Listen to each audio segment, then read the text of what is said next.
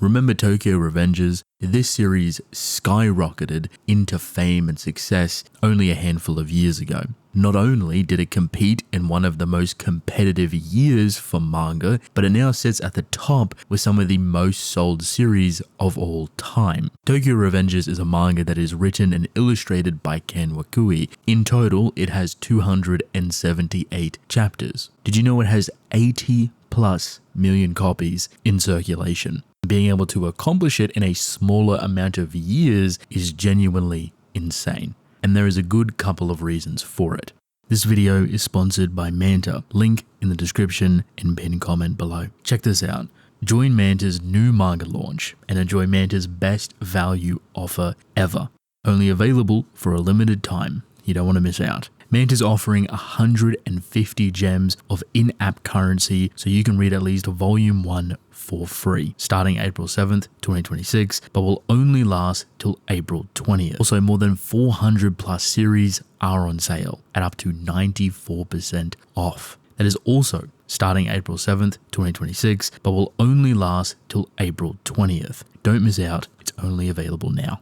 The first is The Delinquents, showing the lifestyle, the ups and downs, the trials and tribulations of what these youths actually go through. The mob mentality. My gang is better than your gang. We want to take over that gang's turf. And to do that, we have to fight them. So naturally, it sets itself up to be very engaging. Writing delinquent stories rotating around the youth can be very tricky, but Tokyo Revengers has done a great job in capitalizing on the brutality of it, the severity of it, as well as the complexity of it.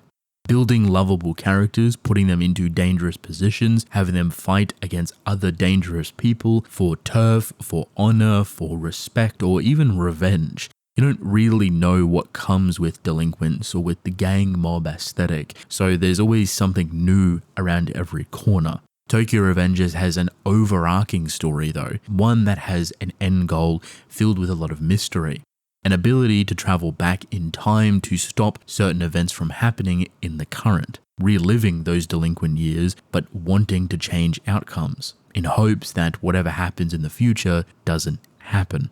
So you sprinkle that bit of mystery, that endpoint, that willingness to change by reliving the experience of the main character's youth. Because of that, you get a really interesting two-part perspective. One is where the main character kind of remembers what can and will happen, and the willingness to change those things or avoid them entirely. And two, new storylines, new things happening because of the changes that he makes and trying to survive those new outcomes. Put simply, the main character's youth is already difficult. Changing certain events to change the future for the better is a good thing, but now he's changing things into a direction that he doesn't know. So he has to not only relive certain horrible aspects of his past, but now experience new things in his past to hopefully change the future. The scariest thing is that you don't know what could happen. You don't know what things can and can't be changed, and if those changes would be good or bad within the future.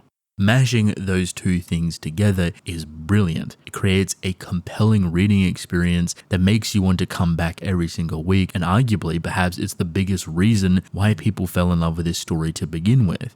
Let me show you how much it sold in a singular year in what is probably the most competitive year for manga sales I've ever seen. In 2021, obviously, a lot of people were stuck at home, which means this year of manga sales was one of the highest we have ever seen.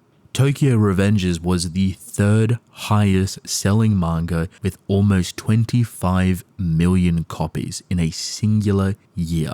That is insane. But to really emphasize this point, I have to show you the gaps. In first place, 31 million copies. Second place, 30 million copies. Third place, Tokyo Revengers with 25 million, so not that far behind. And fourth place, 7 million copies. That is a 17 million copy difference in a singular year.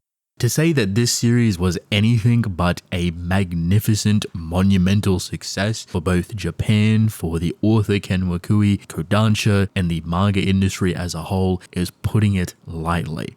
The critically acclaimed success of this story will continue for many years. Obviously, when a manga is blowing up, it's going viral, highly anticipated elsewhere. The fourth season has been produced and is coming this year. But I always like to recommend people to go back and read the manga, read the source material to see how it evolved over time, with where it starts from chapter 1 all the way to its conclusion. I always enjoy the natural flow of manga, how it can evolve over time, how the art can change, how different ideas can be interpreted within the story, and it's always a phenomenal place to start.